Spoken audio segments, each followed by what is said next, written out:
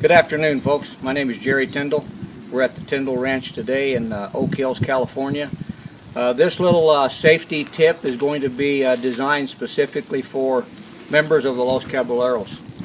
I am the ride manager for the group. I've been doing this ride for probably close to 15 years now. The ride that goes to Catalina Island, and it's a very spectacular ride. It's a ride that is just second to none, and we're very privileged to be there. But today I would like to talk a little bit about some safety tips. These are going to be for your consideration. Now on the island, because we are tying our stock and securing those in a specific way, I'd like to talk to you today about some safety things about that. You'll notice in the background here I've got a horse and two mules secured to the high line, and this is just a miniature version of what happens on the island. We have about probably 500 or 600 feet of picket line that secure anywhere from 80 to 100 head of horses while we're there. Some of the main concerns that you want to consider is always safety. So there's a couple things I'll talk about for you today. Safety in approaching the stock while they're tied, the way we properly tie in a safe manner, and those will be the topics on the picket line. A couple things to consider. The picket line needs to be very tight, or as tight as possible, so that it doesn't sag. The main thing we want to consider is safety for the stock, so that they don't get their feet over or on top of the rope. So let's talk a little bit about how we would tie them and how we would secure them on the line. So let me go through that for you today. I want to make sure that he's off center, off of my shoulder, so he doesn't get behind me and accidentally run over me. The picket line is fairly snug. That's a really good height. It's also a good tension. Now, also, I want to mention there's a couple types of halters that are out today that are pretty popular. This is a web type halter. This is what we recommend that we take to Catalina Island. There are two types of halters. If we look at the mule that's next to me here, that's a rope halter. Those are my preference for everything that I do as far as training and general use. The thing that we want to talk about, the difference is this halter ties on with a knot here as far as the rope it ties into itself. And this rope is very strong, and sometimes in a case it's hard to get off if you need to in case of an emergency. This is a web halter. These are real common. These halters have a few places that could break if they got into a bind or they pulled back or got hung up in any way. So this is similar to what we would do. We also want to have a swivel snap, because when these animals walk around and they maneuver, if this does not swivel, your rope just ends up in a big old knot. So if you'll see the rope halter there to my right, that's tied on hard and fast, so there's no swivel to it. It can actually get, if the mule goes under the wire, under the picket line or something, and goes around in a circle, pretty soon when you get back, your rope looks like a pretzel. So it's all tight, and they can actually they can screw themselves down to the picket line by just maneuvering around. So we want to have just a basic 8-foot halter rope. We want to have a snap, a pretty solid snap. We don't want that to be real wimpy, but it should swivel. Now let's talk about tying to this picket line. There's a couple things that are real important. So I make sure my horse comes up. Now, after we're getting ready to secure, here's the type of knot that is most preferred on the picket line. We're going to take the rope over the picket line. We bring it back over itself, back from the back side, and we're forming two half hitches. I'll do that again for you. But if you can see this, see it has two half hitches. It just kind of locks into itself. Once this is pulled and secured, it acts kind of as a drag. So they could actually slide this a little bit, but it's got enough tension in it to where they're not going to be wanting to just walk back and forth. We don't want them tied up and going under the neck of the animal next to them. So this is a real good way to secure this. The last thing I do is I take the tail of my halter rope and I just kind of tie that off. You can do anything you want here to kind of secure that, just so that it's not dangling on the ground. Now this length of tie is pretty decent for basic tying. When we come back from a ride or we're getting ready for the ride, this length is pretty decent as far as them having a little bit of movement.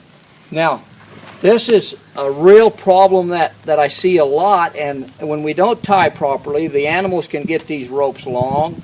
And if you'll notice, that rope has a lot of belly in it. what will happen is they'll come in and they'll start pawing the ground, or maybe after we ride they're a little sweaty and they want to roll. Well, they can pull this line down, we know that. But we definitely do not want to have enough slack in this rope they can get their feet over it. So that's not a good way to tie. Also, the wranglers on the ride that take care of you guys, they are taught to tie these horses in a manner such as this. So if this animal is tied at this distance, and he wanted to put his head down, he could put his head down on the ground without a lot of slack in the rope.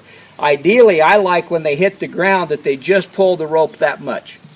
So when they put their head down to graze, you'd like them to just pull that much. So that's the best way to tie them. When you untie them, always keep your ropes out of your hands. Don't make any loops. Don't get in an unsafe manner.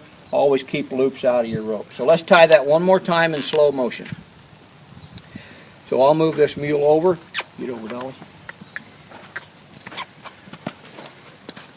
And this rope here, see, this rope is a little stiff, and that's why it's harder for that to lock onto that rope. So if you take these nylon ropes like this, they're not quite braided as tight, and they seem to lock onto the picket line better. So again, the length of rope, and you guys make sure that you don't just tie them so long they get into trouble. So let's take this rope and go over the top, get the length that you want. Take it from the right side over, come back over in front and back through itself. So you've got two half hitches tied together. And then snug that down. That's what gives you that little extra drag in there, so when they pull, it kind of locks onto itself a little bit. I like to take the tail and just kind of secure it so that it's up off of the ground like that.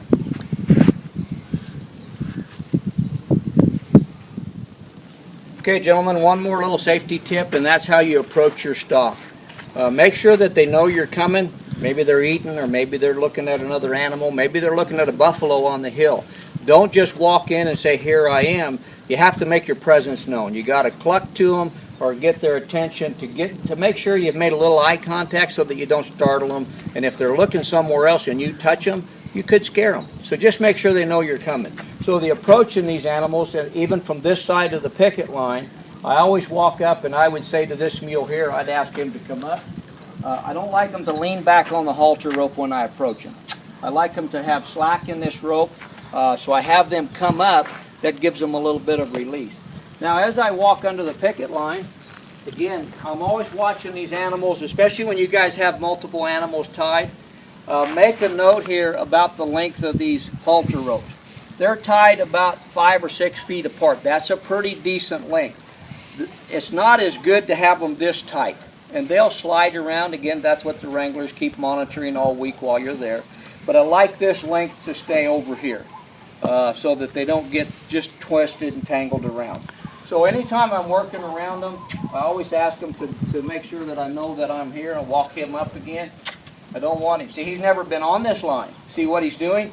He's saying, boy, I don't know what that looks like. That's a little bit different to me. And so here's another thing. You guys take a rope and just tie it between your trailers, tie it between 2 trees, and just put your animals on it a couple times a week. While you're out there cleaning stalls, you've got supervision for them. Let them learn to know what this is all about. Some of them won't care at all, and some of them will have a little trouble getting used to it. So when you approach them, make sure that you're always safe. Keep their distance when you walk around them. Make sure that you're not make sure that this animal over here, you definitely do not want to get in a fight.